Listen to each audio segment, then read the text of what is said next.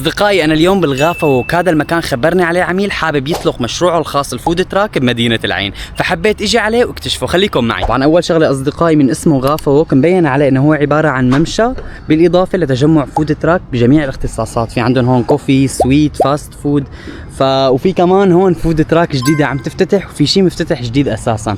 فما بعرف، حاسه هالمكان حيكون فرصة استثمارية لأي حدا بده يطلق مشروع الفود تراك بدولة الإمارات. أما الشيء الثاني فبتلاقوا قدام كل فود تراك عاطينهم مساحة ليحطوا طاولات، يعني سامحين لهم بهذا الشيء. نحن كنا كثير نعاني بهذا الموضوع، مو اي لوكيشن بيعطيك مساحه قدام الفود تراك انك تحط طاولات وجلسات خارجيه. اصدقائي حتى شايف انه بلديه العين او الجهات المختصه ما لها مقصره ابدا ما شاء الله بموضوع التنظيم، من ضمنه التشجير. هذا الموضوع كثير مهتمه فيه بلديه العين، الله يعطيهم الف عافيه.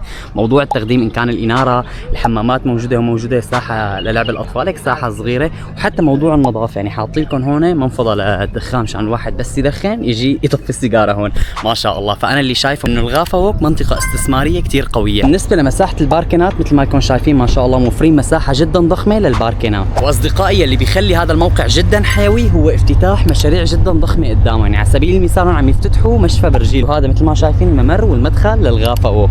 عن جد موقع جدا استثماري لتبلش فود تراك بمدينة العين. واذا حابب تبلش مشروعك او عندك اي استفسار علق لي بليس صورني او تواصل معي مباشرة. كان معكم ليس، سلام.